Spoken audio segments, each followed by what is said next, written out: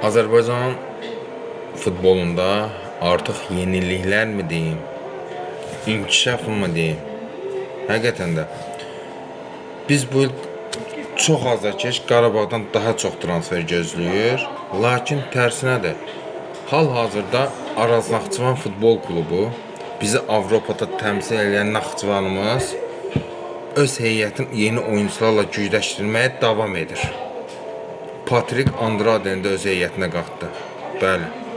Həqiqətən də Patrik Andrade Araz Naxçıvan üçün çox xeyirli bir oyuncu olacaq. Bunu %99% əminliklə deyə bilərəm ki, Araz Naxçıvan bu il tam başqa potensialda olacaq və yeni aldığı oyuncular, baxırsan ki, hamısı perspektli, daha mükəmməl oyunculardır.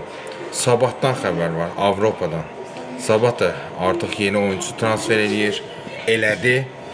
Plus Marko Vesovic, Qarabağın köhnə oyuncusu, 33 yaşlı sağ müdafiəçisi. Onunla da danışıqlar gedir, artıq razılaşma əldə olunub. Marko Vesovici biz bu sezon Sabahda görəcəyik. Bəli. Və Avropada bizi təmsil edəcək növbəti komanda Zirədir. Zirə isə hələ də transfer pəncərəsində iddialı bir transfer eləməyib. Mən fikirləşirəm, Badamosko ilə nə edəcəyik?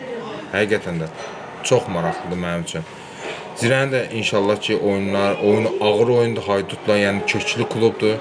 O nə qədər komanda onunla, bu heyətlə, hansı pilləyəcək qalxacaq, onu gələcək və zaman göstərəcək. Və gəlir Qarabağımıza. Qarabağımızda ikinci transferin eləyib, başa çatdı. Üçüncü transfer artıq razılaşma əldə olunub. Yaxın günlərdə deyəndə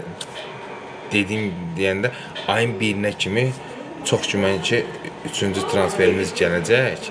Plus təlim məşqlərdə də yeni oyuncular cəlb olunacaq. Əsas problemlər hücum, müdafiə xəttidir. Bunlar bizim ən böyük problemlərimizdir. İnşallah hamısı qaydasına düşəcək. Bu il Avropada bizi təmsil edəcək bütün komandalarımıza uğurlar arzulayırıq. Həmişə Qarabağ azarkeşi olsaq belə biz hamısını dəstəkləyirik. Bütün oyunlarını həvəslə və həyəcanla izləməyə davam edəcəyik. Siz də inşallah bizi izləməyə davam edin ki, yeni məlumatlardan xəbərdar olasınız. Ekran arada bir dənə like atarsınız.